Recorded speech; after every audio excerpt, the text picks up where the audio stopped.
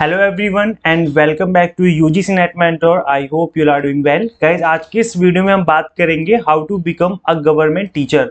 देखिए, आप सभी लोग इस चैनल से जुड़े हुए हैं, इसका मतलब आप सभी लोग फ्यूचर में जाके असिस्टेंट प्रोफेसर बनना चाहते हैं, बिकॉज हमने इस चैनल को यूजीसी नेट के पर्पज से स्टार्ट किया था। लेकिन अगर हम आपसे ये कहें गाइस कि अगर आप टीचर बनना चाहते हो, वो भी गवर्नमेंट टीचर, तो ऐसे में आप स्कूल लेवल पे भी ट्राई कर सकते हो, बिकॉज वहां पे भी आपके लिए बहुत सारे ऑप्शन होते हैं।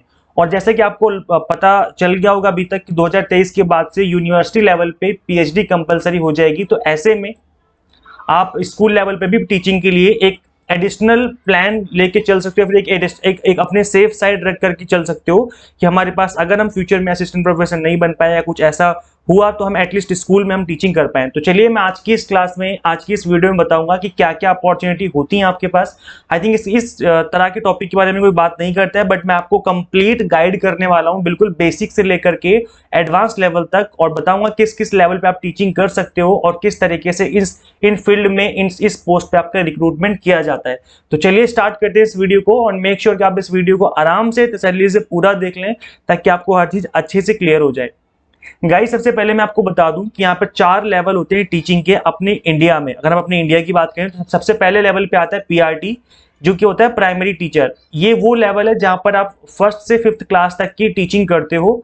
सेकंड लेवल होता है आपका टीजीटी, जिसको कहते हैं हम ट्रेंड ग्रेजुएट टीचर, जिसमें आप 6th से लेकर के 10th क्लास तक की टीचिंग करते हो स्कूल में। देन उसके बाद आप आता है आपका third level, that is PGT. इसमें आप कहलाते हैं पोस्ट ग्रेजुएट टीचर, और इसमें आप 11th और 12th क्लास वाले स्टूडेंट्स को टीचिंग करते हैं स्कूल में। देन इसके बाद आता है आपका यूजीसी नेट, जिसकी आप प्रिपरेशन कर रहे हो अभी, और इसमें आप बनते हो असिस्टेंट प्रोफेसर। इसमें आप कॉलेज लेवल पे या फिर यूनिवर्सिटी लेवल पे पढ़ा सकते हैं। देखिए, आप असिस्टेंट प्रोफेसर बनना चाहते हैं, मुझे पता है अच्छे से आप सभी लोग इसके लिए प्रिपेयर कर रहे हो, लेकिन मेरी बात आप एक चीज को ध्यान से सुनिए और समझिए इस चीज को कि मैं ऐसे क्यों बोल रहा हूं। बिकॉज गाइस देखिए, हम सपने कुछ देखते हैं और बन कुछ जाते हैं। मैं अगर अपनी खुद की बात करूं तो मैं एक मिडिल क्लास फैमिली से आता हूं। मैंने खुद कभी नहीं सोचा था कि मैं असिस्टेंट प्रोफेसर बनूंगा। मैंने स्टार्टिंग में प्लान किया था, जब मैं 10th class just pass out होने वाला था, 11th में आने वाला था, तभी मैंने सोचा था कि मुझे यार एक गवर्नमेंट जॉब चाहिए। उस टाइम पर एक होता है ना क्रेज, होता है मिडिल क्लास फैमिली के जितने भी स्टूडेंट्स होते हैं, वहां पर ज्यादातर ये क्रेज रहता है कि हमें गवर्नमेंट जॉब को हमें किसी भी तरीके से अचीव करना है। क्योंकि जो ज्यादा रिच फैमिलीज होते हैं, काफी बड़ी फैमिलीज होते हैं, वो हमेशा बिजनेस के लिए प्लान करते हैं। बहुत कम लोग ऐसे, मैं ये नहीं कह रहा कि गवर्नमेंट जॉब पे नहीं जाते हैं, वो लोग भी गवर्नमेंट जॉब में आते हैं, लेकिन वो लोग बिजनेस के लिए प्लान करते हैं, बिकॉज उनको बहुत करोड़ों में पैसे कमाने हैं। हम मिडिल क्लास वाले जो स्टूडेंट्स होते हैं, वो सोचते हैं कि हमारी गवर्नमेंट जॉब लग जाए और हमारे एक अच्छा सा सोर्स ऑफ इनकम बन जाए, हमारा एक सोसाइटी में नाम हो जाए कि हमारे पास एक गवर्नमेंट जॉब है। तो हम लोग वही सोचते हैं। जब मैं 11th क्लास में था, मैंने सोचा था कि मैं प्राइमरी टीचर के लिए अप्लाई करूंगा, और जस्ट आफ्टर 12th 2 साल का कोर्स होता है, डिप्लोमा होता है 2 साल का, जिसको हम कहते हैं डीएलएड कहते हैं, डिप्लोमा इन एलिमेंट्री एजुकेशन। 2 साल का कोर्स होता है। इसके अलावा ये अलग अलग नाम से भी जाना जाता है, पीआरटी डिप्लोमा के नाम से भी जाना जाता है। तो 2 साल का डिप्लोमा करना होता है आपको 12th क्लास के बाद, और उसके बाद आप लोग एलिजिबल हो जाते हो 1st से 5th क्लास तक पढ़ाने के लिए। तो मैंने यही प्लान किया था, और देखो मैंने प्लान ये किया था और मैं बन ये गया। देख रहे हैं आप लोग, तो जब लाइफ में आप कुछ और प्लान करते हो, आप कुछ और बन जाते हो। लाइफ बहुत ही अनप्रिडिक्टेबल होती है। अब लाइफ में ऐसा हुआ मेरे साथ कि मेरा प्राइमरी टीचर में जो डिप्लोमा था उसमें हो नहीं पाया था एडमिशन, इस वजह से मैंने ग्रेजुएशन किया। और फिर जब मैंने बीएड करने का प्लान किया, तो फिर वहां पर मैंने देखा कि यहाँ पर अप्लाई करने के लिए अकाउंट्स और इकोनॉमिक्स वाले जो सब्जेक्ट होते हैं, वो बीएड नहीं कर सकते, आपको करना ही पड़ेगा पोस्ट ग्रेजुएशन, तभी आप कर पाओगे बीएड में अप्लाई, जो अकाउंट्स इकोनॉमिक्स वाले सब्जेक्ट होते हैं। Because I am from commerce background, तो मैं उस टाइम बीएड के लिए अप्लाई नहीं कर पाया बीकॉम ऑनर्स के बाद।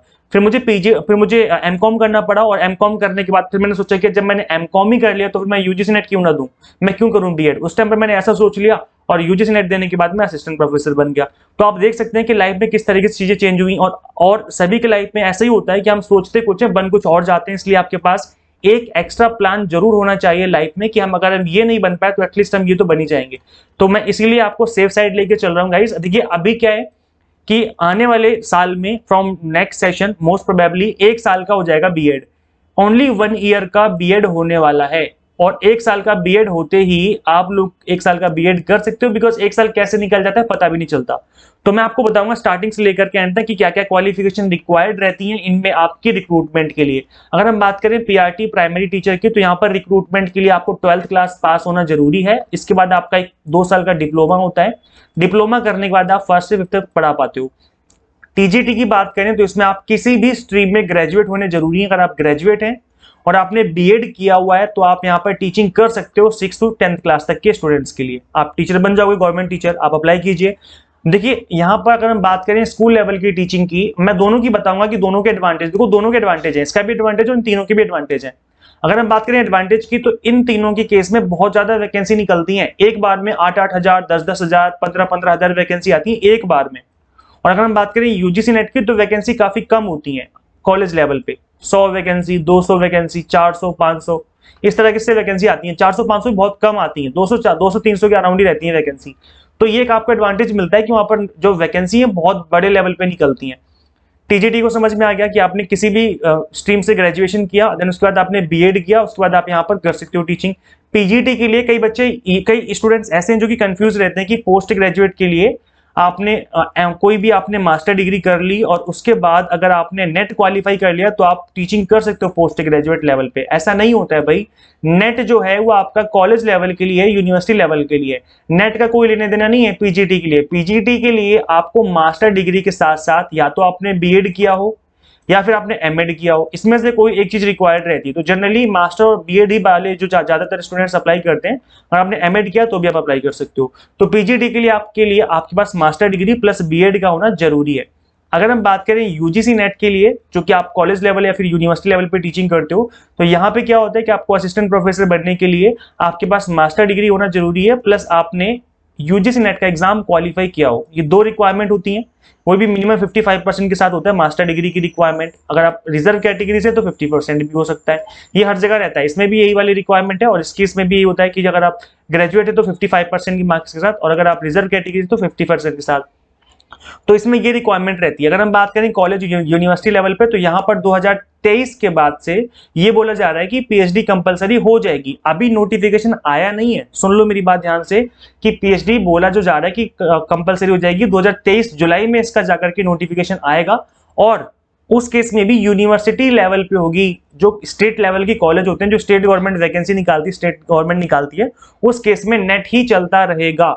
आपने अगर नेट क्वालिफाई कर लिया तब भी आप अप्लाई कर पाओगे असिस्टेंट प्रोफेसर बनने के लिए। तो घबराएं बिल्कुल नहीं। कुछ बच्चे पैनिक में आ जाते हैं कि सर तो ये बोल रहे हैं कि पीएचडी कंपलसरी है, इसका मतलब नेट करना खराब है।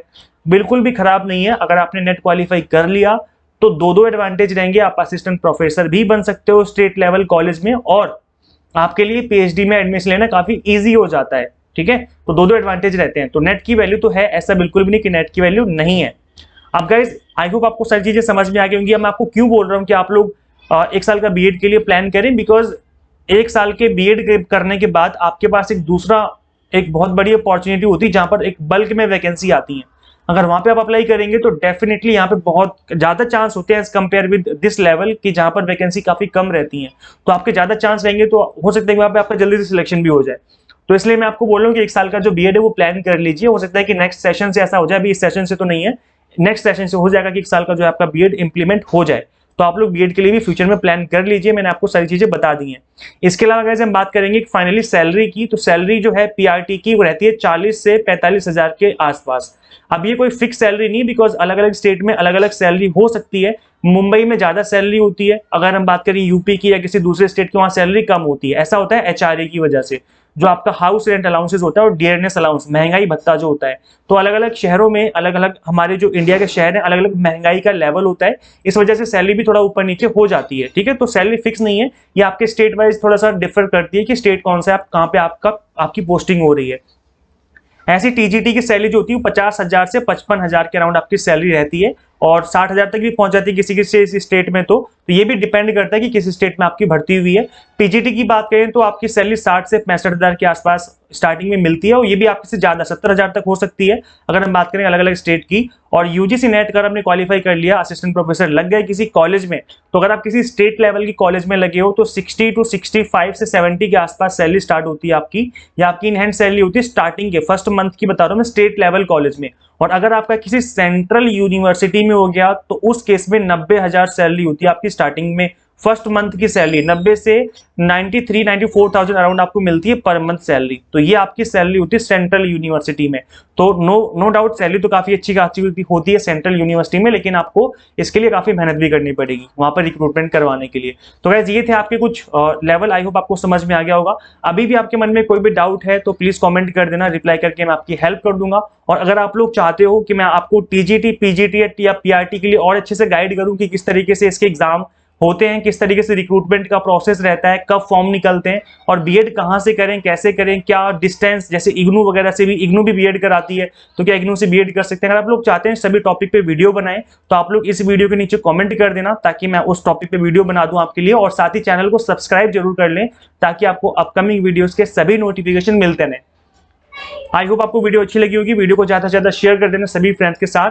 गाइस मिलते हैं नेक्स्ट वीडियो में। Till then keep watching UGC NET mentor. Thank you so much.